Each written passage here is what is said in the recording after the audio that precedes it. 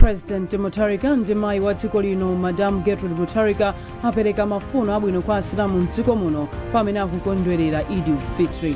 Ndipo lipoti lathu lapadera likuwunikira zogwiritsira ntchito luso la makono lopezera uthenga pa makina a intaneti lotchedwa AI pofuna kuthandiza odwala.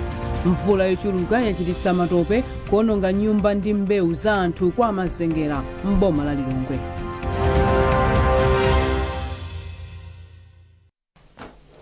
Tsopano nkhanizi mwa tsatanitsatani.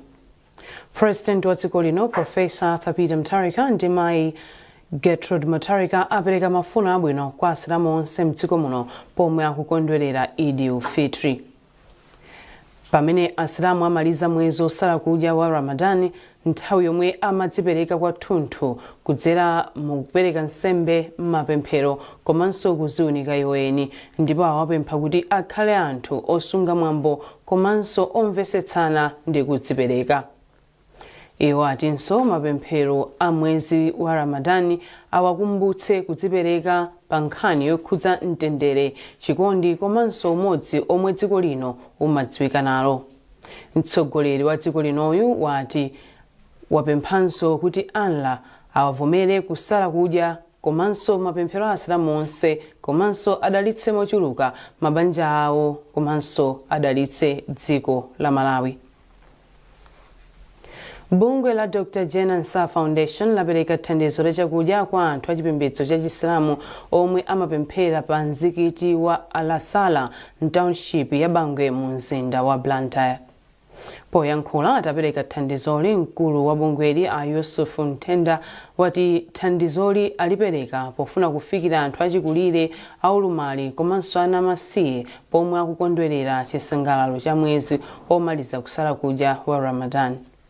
Mawu ake, mkulu wa panzikiti Sheikh Abdul Rashid Kananji wathokoza bungweli ponena kuti chakudyachi chithandizira asilamu omwe ndosowa kukondwerera chikondwerero cha Eid.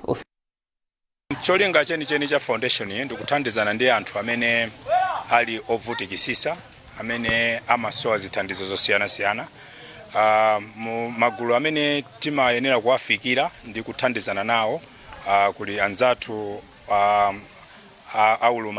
maulumali osiyana-siyana, komanso amene anabadwa ndi khungu la chalubino, komanso achikulire pachizungu timati the elderly. So anthu amenewa ndi amene timayang'ana kwambiri chifukwa choti mabungwe ambiri amapezeka kuti akuthandiza ndi anthu, koma magulu amenewa amaoneka ngati kuti amasalidwa mu njira zosiyana-siyana.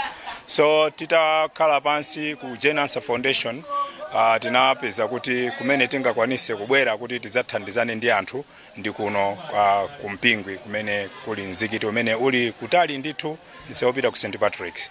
Ife tikhala othokoza kwambiri kuti ipo tikumbukira bungwe limene lila mayi Jane Nsah, chifukwa sitinali oyembekezera kuti zinthu ngati zimene zitha kuchitika mu nthawi ngati ino. Koma tingopempha Mulungu kuti Jane Nsah apase zabwino ndi ena onse amene abwera nawo kuchokera ku njira isha. Thandizo limene ndilofunikira kwambiri pachifukwa chonena kuti mu nthawi imene tikumasula pamakhala kuti pali anthu ena amene tili ovutikisisa kuti sitimatha kukhala nawo kuti tisangalale, monga ngati kumbali ya chakudya. Tikatha kupemphera timakhala ndi chakudya chimene timakhala kuti tisangalale chifukwa chakumasula Ramadani imeneyi. Nduna yona sachitetezo cha mdziko apita mukhitho yati boma likuunika malamulo omwe cholinga chake nkuteteza anthu omwe akulowa mdziko muno mosatsata malamulo komanso kupereka zilango zokhwima kwa anthu omwe akulowa mdziko muno pogwiritsa ntchito njira zosavomerezeka. Amokhitho ayankhula izi ku Lilongwe pamwambo okhazikitsa ntchito yokhudza anthu olowa m'mayiko osiyana-siyana ya Better Migration Management Program yomwe lakhazikitsa ndi bungwe la International Organization for Migration. Zambiri mu lipoti ili la Chinsisi Moyo.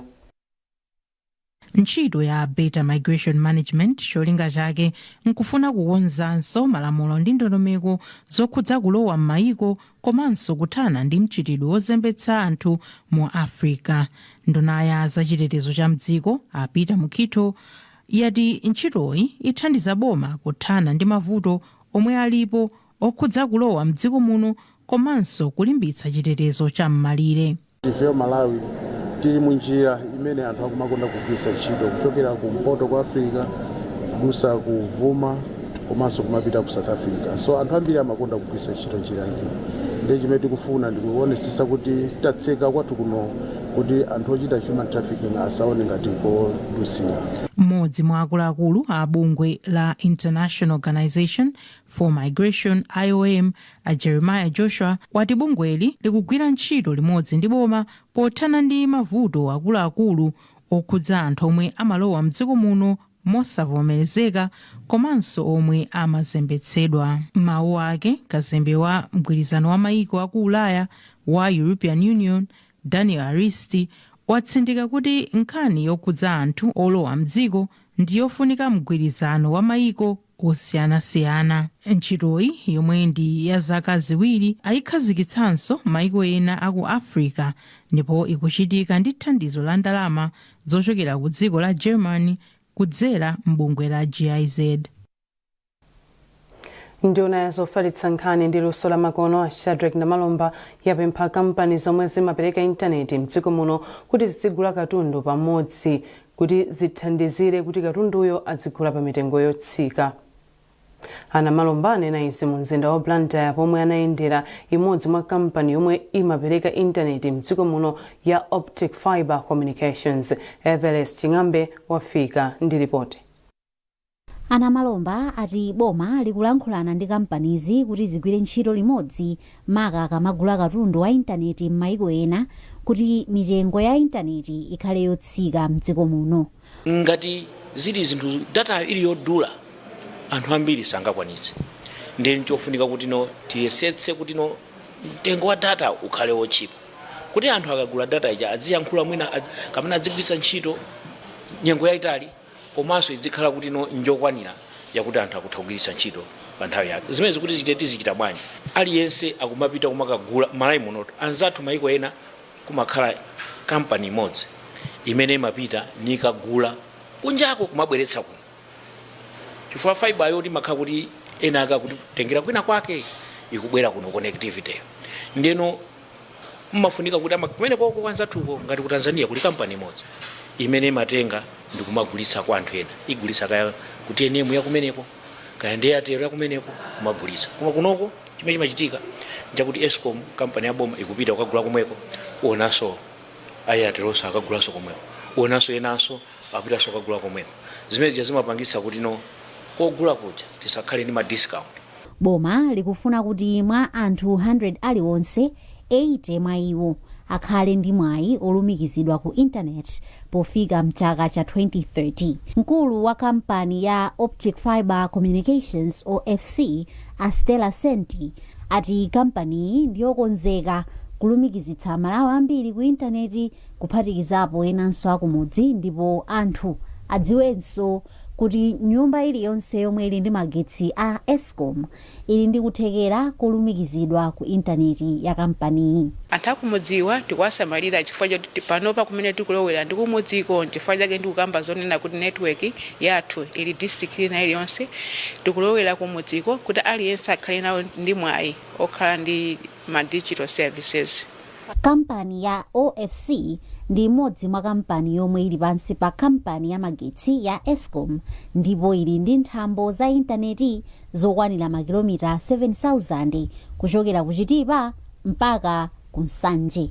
Everest Chingambe, MBC, Blantyre. Ofesi ya zaulimi mboma la Chiladzulo yati kuyembekezeka zokolola zochuluka chaka chino poyerekeza ndi chaka chatha.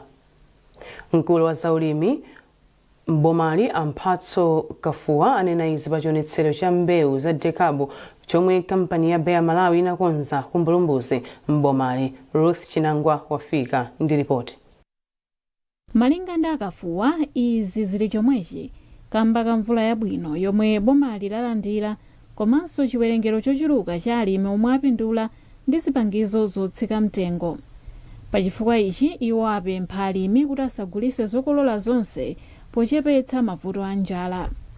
Tikatengera mmene zikuonekera zokolola za chaka chino tili ndi chiyembekezo kuti zikhalabe zochuluka kuposa mmene zinalili chaka chatha chifukwa chaka chino mvula yagwabe bwino ngakhale tinakumana ndi ng'amba komanso mavuto ena ndi ena, koma mvula at least inagwa bwino kusiyana ndi mmene zinalili chaka chatha. Komanso chaka chinocho alimi amene apindula pa zipangizo za zotsika mtengo pa programu ya FSIP ndi ochuluka almost times 2. So alimi ambiri anapeza mwayi ogula nawo fetereza otsika mtengo, zimenezo zapangisa kuti at least production zokolola zikhale zochuluka kuposa chaka chatha. Polankhula pa chionetserochi, mkulu wa zamalonda ku kampani ya Bayer Malawi yomwe imapanga mbewu ya DIRCOB Dennis Kachiko ati kugwiritsa ntchito mbewu zamakono kuli ndi kuthekera kothana ndi mavuto a njala komanso zotsatira zakusintha kwa nyengo. Mbewu za DIRCOB timalangiza alimi athu kuti amatopeza zokolola zambiri zimene ndithu amatha kusunga zina nkugulitsapo.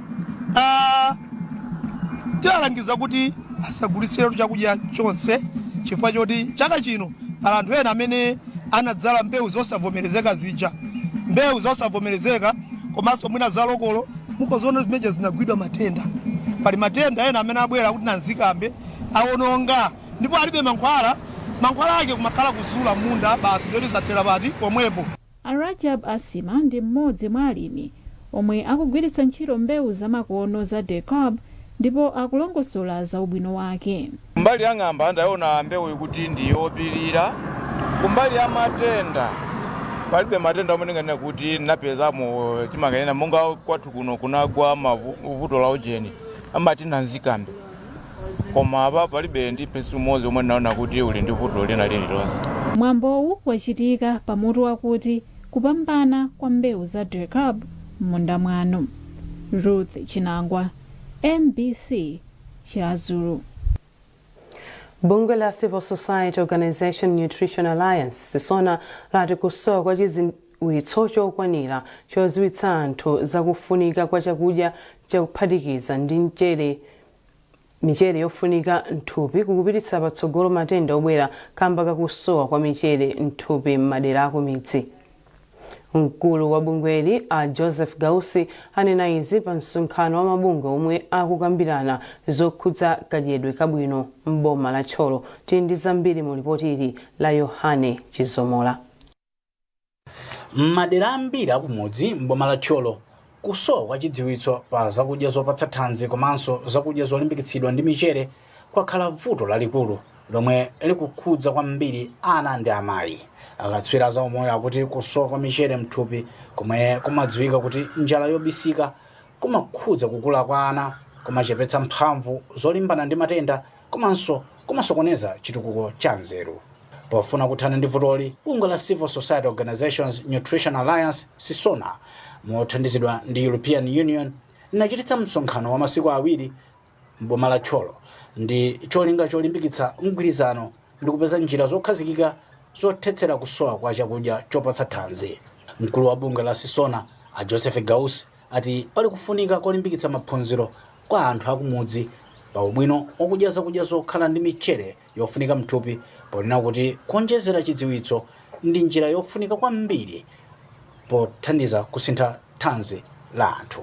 Chimene tikufuna nchonena kuti ngati boma la Tcholo azukute kapena aunike kuti kwenikweni ntchito za kuonjezera michere za fortification vuto lake kwenikweni lili pati, ndipo chifukwa chana anthu ambiri midzimu sadya zakudya zoonjezera micherezi. Ndipo tingatani kuti tilimbikise kuti anthu athu ayambe kudya zakudya zoonjezera michere. Ndi iwo atenga umwini kuti boma palokha lione kuti kodi tili ndi ma resources anji amene angatithandizire kani nkhani zakufalisa uthengawo kuti iziza ayambe kuzipanga integrate ma project awo amene ali nawo ndi njira zina zilizonse zimene zikhoza kuthandizira.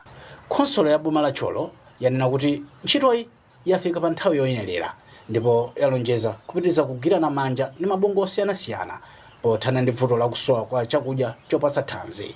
Pakadali pano ene zigayo za ufa m'boma la Tcholo alonjeza kulimbikitsa ntchito yolimbitsa zakudya za michere komanso kuphunzitsa anthu mdera lawo la kufunika kwa kudya zakudya zopatsa thanzi.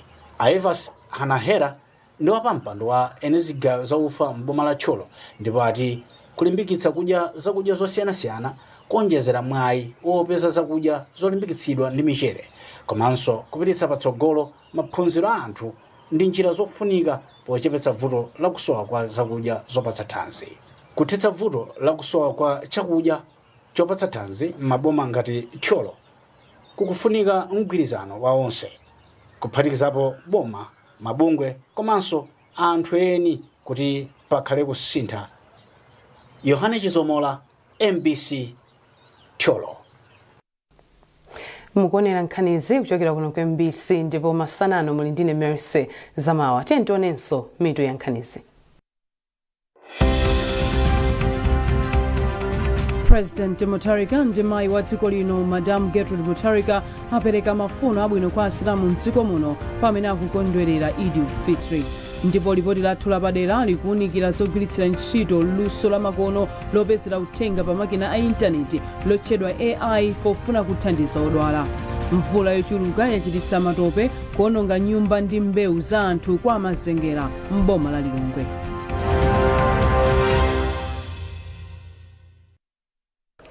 Takulandirani mu gawo lachiwiri la nkhani zathu.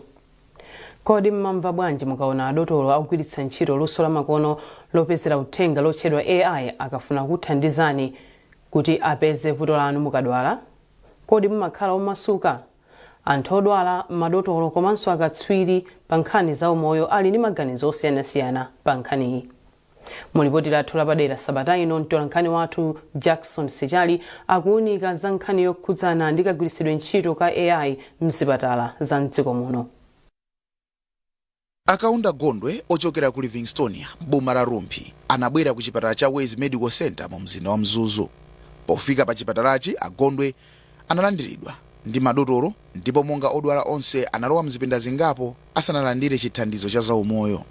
Pozindikira kuti madotolo ena amagwiritsa ntchito luso la makono lopezera uthenga lotchedwa AI zomwe odwala ena sakondwera akaona kuti zikugwiritsidwa ntchito pa iwo, Agondwe anati ali ndi malingaliro osiyana pa nkhaniyi. Iwo anati kubwera kwa AI kuli ndi kuthekera kothandiza madotolo kuchita kafukufuku wabwino wa vuto lomwe munthu odwala wabwera nalo kuchipatala. Ine ndimamva kuti apapa chithandizo chilipo. Chifukwa munthu akafika pamene walekezera ayenera kupeza chithandizo kwa anthu ena. So pamakhala kuti nthawi zina pali zinthu zina zinachitikapo kwina ndipo anthu aja anazipanga motani. Abenita Jeke ndi mmodzi mwa anthu omwe analandira chithandizo cha umoyo pa chipatalachi ndipo anagwirizana ndi mfundo yomwe Agondwe ananena ponena kuti pakufunika kusintha kaganizidwe pamomwe anthu odwala amazionera zinthu kamba kuti luso la makono lofalitsira uthenga likunka patsogolo. Somehow akamakhala kuti akusakasaka pa intaneti zinthu zoti malo moti akugwira kuyeze pena ngati patient umadandaula umaona ngati kuti sakukuthandiza komano mwina kwa iwo amakhala kuti akuperewera information ina yokuti aonjezere.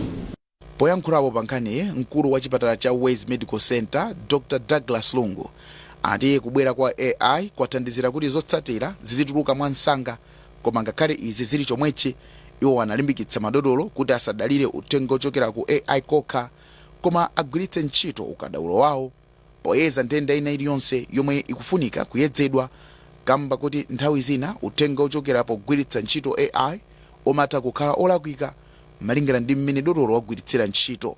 Kagwiritsidwe ntchito kake AI pali njira zina komwe zitha kukhala ndi zolakwika. Chifukwa ngati iweyo mwini wake ngati dokotala sukuziganizira bwinobwino ndiye kuti ungotenga zilizonse zomwe AI ikukuuza iweyo ndiye kuti utha kuponyesa zinthu. Mkulu wa chipatala chachikulu cha boma ku Mzuzu Dr. Doris Kayambo anati sikuti uthenga uliwonse omwe umapezeka pa masamba mchezo umakhala woona kwa madotolo ali ndi malo awo omwe amathandizira kuti apeze uthenga oyenera kuchokeranso kwa madotolo anzawo akunja maka pa nthenda zina zomwe ndi zovuta kuzipeza bwinobwino. Kumbali ya chipatala ngati kugwiritsa ntchito intaneti kumakhala ndondomeko yake imene timagwiritsa ntchito komanso malo ake amene timayang'ana. Malo amene timayang'ana ife amene ali ololezedwa ndi malo ena kuti anaunikidwa komanso kumakhala katswiri osiyanasiyana amene amabwera pamodzi kuzatipatsa uthenga oyenera kapena kuzatipatsa information yoyenera kuti athandize ma patient athu. Koma vuto imabwera kakhala kuti munthu uja sanatenge nthawi kuti aone kumalo kumene akutenga uthenga uja. Kola utenga malo oyenera kapena ayi.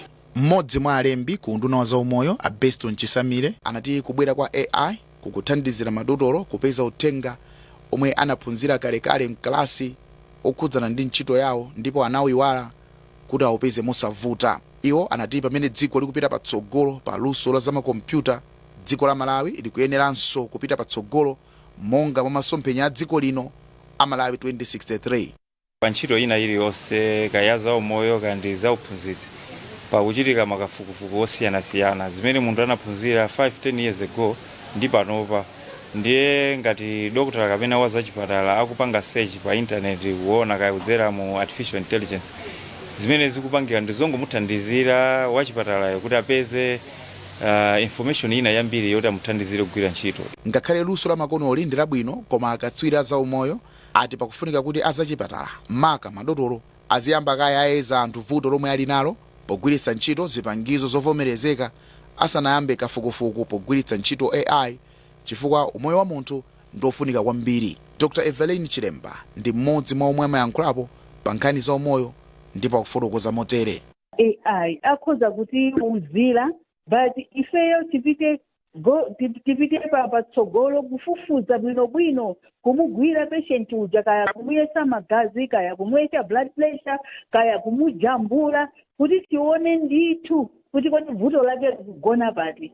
Dziko la Malawi lachilimika pokwaniritsa mfundo za umoyo poonetsetsa kuti anthu ali ndi moyo wabwino potengera mfundo yachitatu pa ndondomeko zokhazikika za chitukuko zotchedwa Sustainable Development Goals mchingerezi, yomwe ikukamba za nkhani iyi. Kuonjezerapo, dziko la Malawi likulimbikitsa mfundo zotukula luso latsopano zomwe zikupezeka mu mfundo yachisanu ndi chinayi 9, ndipo pakali pano dziko lino layika mtima poonetsetsa kuti uthenga omwe ukupezeka mu zipatala ndi olondola komanso ukuthandizira kukweza ntchito za umoyo. Jackson Sichali, MBC, Mzuzu. Mvula yochuluka yachititsa matope kuononga nyumba ndi mbewu kwa manja 17 mmudzi mwamwera kwa Mazengera mboma la Lilongwe. Ngozi yachitika kutsatira mvula yamphamvu yomwe yakhala ikugwa masiku apitawa. Olive Phiri wafika ndi ripoti. Tsiku lomwe linayamba bwino m'banja mwa Stanley Banda amodzi mwa amewa silinathe bwino lachiwiri msabatayi. Mvula yowirikiza yomwe imagwa inachititsa kuti dothi lifewe kwambiri mphiri la Chilenje, ndipo madzi ndi matope komanso miyala zinatsika mwamphamvu zomwe zaononga nyumba, mbewu ndi zinthu zambiri m'mudziwu. Mmodzi mwa anthu okhala m'mudziwu, Stanley Banda, anati katundu wa anthu ambiri waonongeka ndipo iwo angotsala ndi zovala za mthupi zokha. Inali chama 2 o'clock timachoka kumunda tinadzangokhala kanthawi kochepa nali mu nyumba akazi nali mu kichini madzangomva mkokomo ngati kudutsa galimoto kapena ndege. Akazi anga anatuluka mu kichini anakasuzumira aona kuti kubwera dzimiyala ndi madzi adzimatope pamene dafa kukuwa abambo amika thawani. Malinga ndi bwana mkubwa wa boma la Lilongwe Astalish Mwambiwa, ngozi yakhudza malo okwanira mahekitala 36. Amwambiwa ati pakhala povuta kuti anthu mderali adzayambenso kulima mbali ina ya malowa kamba kamiyala yomwe yatsalira pa malowa. Mukaona malo amenewa, malo ena ndiosathekaso, onongekeratu ndithu sizingathekenso kulima malo enawo ndiotheka. So mu 36 hectares muchatiunika kuti amene ndiothekaso ndi ati, omwe sangathekenso ndi ati. Koma tithokozenso kuti mutati muone kuno kuli mgwirizano waukulu kwambiri kuti anthu amene akhuzika ena atengedwa ndi azibale amene akukhala akuasunga pakanthawi panopa kuti azikhala kumwe kumpaka mwina ayambirenso moyo ngati kale. Pakadali pano nthambi yoona za ngozi zogwa dzidzidzi ya Dodma yati ndiyo khudzidwa ndi ngozi yomwe yachitika mderali. Komishonala wa nthambiyi a Wilson Molini wati nthambi yawo yapereka zakudya ndi katundu wina ofunikira ngati mbali imodzi yothandiza anthu omwe akhudzidwa ndi ngozi. Zimene zosakwanira tifunanso tibwere ndi mablanketi ndi katundu wina amene angaonjezere pa zithandizo zimene tapereka kale. Komanso china chimene tapanga kunoko ndichoti anthu atifuna tiathandize kwa miyezi 3 ikubwerayo poti zimatenga nthawi kuti anthu akhazikike akakumana ndi ngozi ngati imeneyi. malinga ndi nthambi ya dodma anthu opitirira 10,000 akuti ndi omwe akhudzidwa ndi mvula yamphamvu yomwe yakhala ikugwa komanso madzi osefukira madera osiyanasiyana mdziko muno. Olive Phiri, MBC, Lilongwe. Unduna wa zamalonda walimbikitsa kufunika kupitiriza kukambirana ndi ochita malonda pofuna kukhazikitsa malamulo ndi mfundo zomwe zingathandizire kupititsa patsogolo bizinesi mdziko muno. Mlembi wa mundunawu a Bright Molande anena izi pa msonkhano wa ochita malonda omwe unachitikira mu mzinda wa Blantyre. Waupi Mwangulu ali ndi ripoti. Polankhula pa msonkhanowu, Amolande ati akukhulupirira kuti malo abwino ochitira bizinesi amakhala ndi mwayi wolimbikitsa kukula kwa chuma komanso kuthandizira anthu ambiri kuti apeze ntchito. Kwa Malawi tidziwe kuti ntchito kapena chizungu chake timati creating jobs. Ntchito timazipanga ku private sector. Ntchito timazipanga pamene private sector mabizinesi akukula. Amene ajanda amene amalemba anthu ochuluka kuposa boma. Modzi mwa anthu oyimira a bizinesi a Philip Madinga alonjeza kulimbikitsa njira zothandizira magawo ofunika pokweza chuma cha dziko lino monga zokupa alendo ndi migodi. Munyengo inoyo yomwe timaona kuti zambiri zikusintha, nyengo inasintha, weather inasintha, zinthu mene zimayendera kaya ndi technology yasintha. Ndi nyengo yofunikira kuti makampani ngati Standard Bank ife timanena kuti masomphenya athu amanena kuti kumalawi kuno kuti timakonda kuti ndi kwathu andi timafuna kuti kuzipita patsogolo. Nde kupita patsogolo kwa Standard Bank si maprofit okha komanso maprofit amene aja tikapanga oti panga maprofit aja tiziyesesa kuti madera o makastomers athu amene timagwira nawo ntchito amene timapasa ndalama azipanga zinthu zofunikira kuti asamaonongetu madera amene akupangamo. Ndipereke chitsanzo chimodzi monga za migodi zomwe zili pakamwa pali yense lero amene akupanga za migodi akamapanga za migodi ngati ife tapasa ndalama timafuna kuti azipanga zimene zijatu mwadongosolo mowaganizira anthu ali madera amene momo. Owonjezera mkulu wa MCCCI Ateze Kambalame ati ngati dziko lino likhala ndi mabizinesi ochuluka zathandizira pa chitukuko cha chuma cha dziko lino. Chitukuko cha dziko ndi chuma sichimachitika opanda makampani.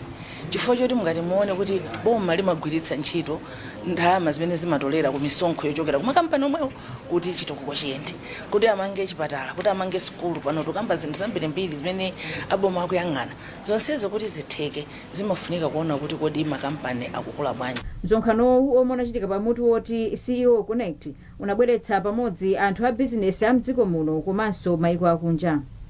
Mu msonkhanowu nthumwi zakambirana mfundo zomwe ndizofunika pothandiza kukweza chuma cha dziko lino komanso ndi maiko awo. Kuchokera mu mzinda wa Blantyre ndine Waupi Mwangulu. Ndipo pomaliza nkhanizi nayinso mitu yake. President Mutharika ndi mayi wa dziko lino Madam Gertrude Mutharika apereka mafuno abwino kwa asilamu mdziko muno pamene akukondwerera Eid al-Fitr. Ndipo lipoti lathu lapadera likuunikira zogwiritsira ntchito luso la makono lopezera uthenga pa makina a intaneti lotchedwa AI pofuna kuthandiza odwala. Mvula yochuluka yachititsa matope kuononga nyumba ndi mbewu za anthu kwa mazengera m'boma la Lilongwe.